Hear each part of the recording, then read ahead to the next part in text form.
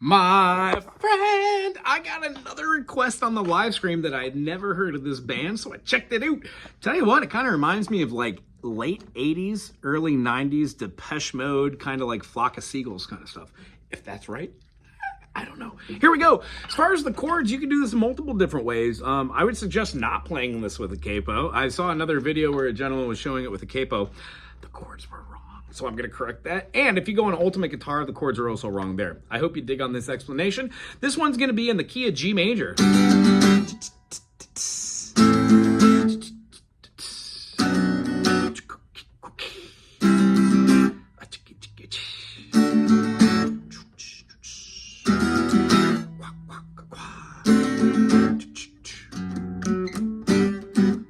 This is G major, A minor, B minor, C major, D major, E minor, D7 or F sharp diminished, and back to G.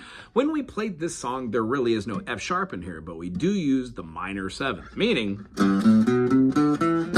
the modus that you use to solo over the top is going to be Mixolydian, 1, 2, 3, 4, 5, 6, flat 7, G, A, B, C, D, E, F. That means that you could also play C, because when you take away the F sharp from the only key that has one sharp, F sharp, and it becomes F, you get the same key as A minor or C major. All right, enough theory. When we start this, the chords are A minor. We do not play what it calls for as a A major with a sus4. It kind of works, but the tonality's wrong. What you really want to have is the D dominant 7 without having the D in the bass. You want to have the A. It just moves the chord. Then you're going to play what looks like an F major, but you don't even really need all of that. You could just play the B string, G string, D string. Leave the open E. And if like, you could put the C and the F. And if like, you could wrap a finger for the F. That is the best way I could possibly say to play this. You could also play your top 2 strings and put your fingers right here and get your F major 7, which incorporates having that E natural in there. However, this is the best way to do it. And lastly, the chord would be G. So the intro is A minor, D7 with an A in the bass, F major 7, then 2G, does it twice. Then it goes into the verse. Sometimes when this place gets kind of empty, A minor to D7 with an A in the bass, then F major 7, then 2G.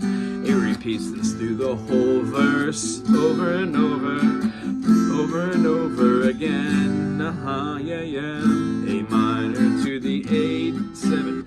You can also throw a G in there, which sounds really good over the top of your, maybe do a D7 with a sus, and then put the A back in there as the lowest note. Because I do hear that tonality over the top. Other than that, that's the verse. There are 2 verses and it goes to the chorus. The chorus goes to a G. Wish I knew what F major 7 you were looking for. G might have known what you would find. Back to the verse. A minor to the D7 with a sus, F major 7, then to the G. Does that over and over and over and over again. And lastly, it goes to the chorus and just rocks out the G to F major 7. Does this 4 times. What you find. God, wish you were looking for.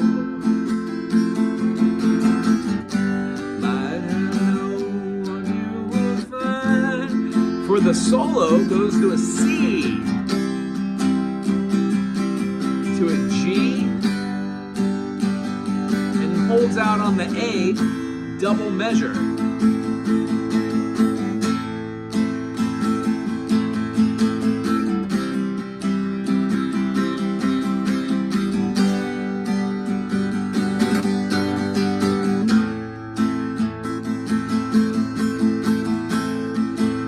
Solo lasts for 4 of these. After it does the last one, there's a little dynamic movement after this A minor. It holds on it, and then it goes into the last verse, followed by a chorus. A minor, D7 sus, or D7 with an in the bass. You can even open up your G, but the A sus is definitely the wrong chord that they put in all the tabs. I hope that helps you on your adventure.